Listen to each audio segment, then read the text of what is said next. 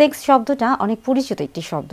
অনেকে এই শব্দটাকে খুবই বাজে, নোংরা বা নেতিবাচক হিসেবে নিয়ে থাকেন। অনেকে মনে করেন সেক্স বিষয়টি খুবই মজার একটা বিষয়, আবার মনে করেন অনেকেই যে এটি খুবই লজ্জার একটি বিষয়। অথচ এটি খুবই স্বাভাবিক একটি প্রক্রিয়া এবং আমাদের জীবনের একটি গুরুত্বপূর্ণ অংশ। আমরা কেউই কিন্তু এই বিষয়টির বাহিরে নয়। আমাদের সকলকেই সেক্স সম্পর্কে একটা সম্পূর্ণ ভালো ধারণা থাকতে হবে। অনেকেই দেখা যায় যে বিভিন্ন জনের কাছ থেকে বিভিন্ন ধরনের ধারণা নিয়ে আসে এবং সেই ধারণাগুলো ভ্রান্ত ধারণা হয়ে থাকে, যার প্রভাব যেমন তার যৌন জীবনেও পড়ে এবং একটা সময় কিন্তু এর ফলে তার শারীরিক জীবনেও বেশ কিছু নেতিবাচক প্রভাব পড়ে।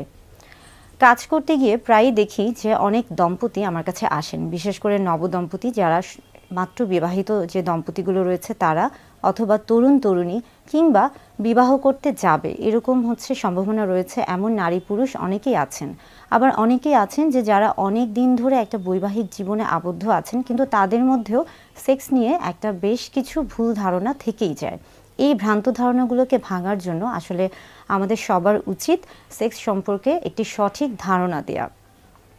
আমি যেহেতু একজন ফিজিশিয়ান এবং একজন ক্লিনিক্যাল সোশ্যাল ওয়ার্কার, আমার মনে হয়েছে যে আমার একটি সামাজিক দায়বদ্ধতা রয়েছে এই বিষয়গুলোকে আপনাদের সামনে তুলে ধরার।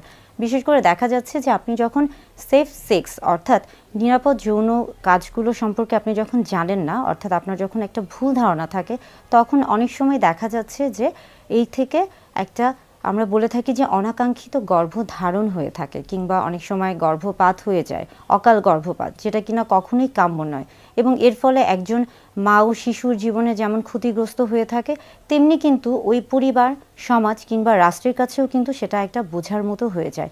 সেফ সেক্স সম্পর্কে জানতে হলে অবশ্যই সেক্স এডুকেশন সম্পর্কে জানতে হবে এবং এই বিষয়ে অবশ্যই খোলামেলা কথা বলতে হবে। ভয় বা লজ্জা বা জড়তাকে ভুলে যেতে হবে এবং এটাকে শিক্ষণীয় একটা বিষয় হিসেবে ধরে রাখতে হবে বা মনে করতে হবে।